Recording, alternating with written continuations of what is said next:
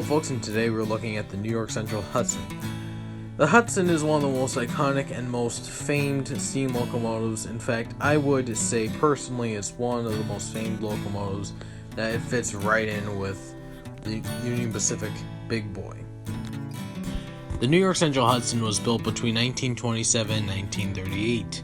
It had many different series of locomotives, such as J1's A's, B's, C's, D's, and E's, J2's A, B, C's, D's, and E's, and J3 A, B, C's, D's, and E's. They were retired in the late 1970s and have been since scrapped out.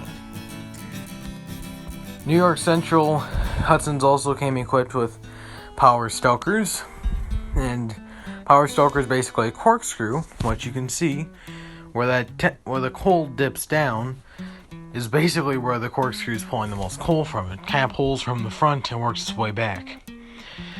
So that's one of the features of the New York Central Hudson. They also came equipped with water scoops. Now what a water scoop does is it goes into a trench between the rails, which you can see next to the locomotive. And you can also see it's underneath the locomotive. So the scoop goes underneath, and you can see they're scooping water up now because you can see the water spraying out to the side. And basically, it's a way of refilling while you're moving, making travel time a lot shorter. Now you can see by this older Empire State Express that this is no new occurrence on their railroad. You can see the trench and the water scoop in action. Alright, so this is the typical tender on your typical Hudson. Now, these have your water scoop and your power stoker, and pretty much is what you see here. Now, this is your PT tendered Hudson, also known as a Super Hudson.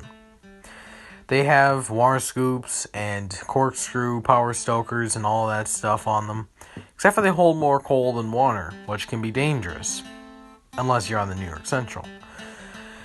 Basically, the idea is you can't load coal on the fly, so you put more coal in the tender than water. But you can load water on the fly. Remember that water scoop we were talking about earlier? Yeah, well, the water scoop is designed to carry water from the trench between the rails into your tender while you're moving, like we talked about earlier. So if you're going down the water level route, very famous railroad route on the New York Central, you can pick water up as you're going. You cannot with coal. That's why they make more coal storage on these tenders versus water storage. The Hudsons came with spoked drive wheels when they were purchased by the New York Central. But because they had such a long service time, they'd be either mixed-matched or fully replaced with box spoke drivers or disc drivers, as you can see here. The Dreyfuss Hudson was designed by Henry Dreyfuss. He designed the pilot shrouding, the smoke box shrouding, and even the firebox shrouding, along with the tender. It's bright silver paint scheme with a dark blue and gray stripe going down the side of the tender and followed onto the coaches. There were actually 3 of the locomotives named Dreyfuss Hudsons, but one was the original Dreyfuss, the other the Empire State Express, and the other one the Commodore Vanderbilt, all rebuilt in the Dreyfuss Hudson. This is the Empire State Express. It was painted black and silver and comes from a very long line of Empire State Express trains.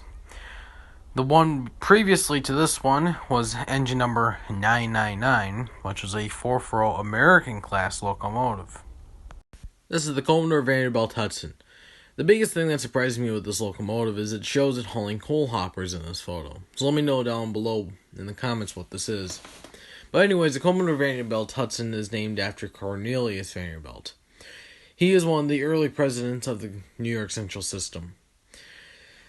This isn't the first Commodore Vanderbilt. The original was actually a 440 American. So I suppose they wanted to rename this into a Hudson, just for old time's sake. However, the New York Central did not save any of their Hudsons. Therefore, there are none in the museums, nothing remaining but a tender.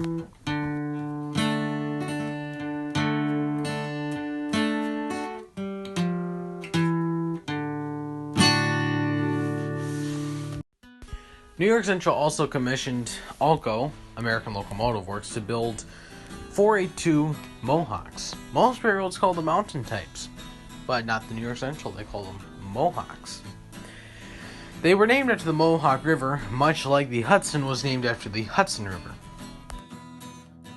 Unlike the Hudson, though, only 2 of them survive.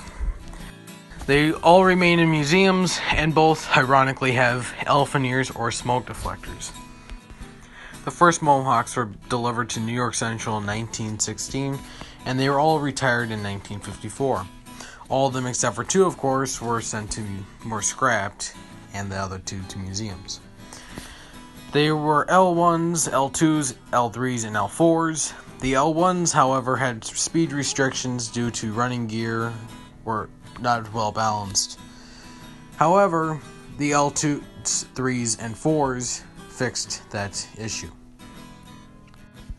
In 1931, New York Central ordered from ALCO 484 Northerns, except they didn't call them Northerns. They called them Niagaras, named after the Niagara River and Falls. I'm sure a lot of you all by now are sensing a theme here.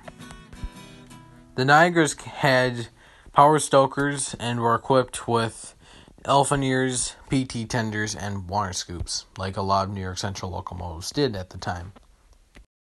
Another interesting fact about the New York Central is they didn't have very tall height restrictions.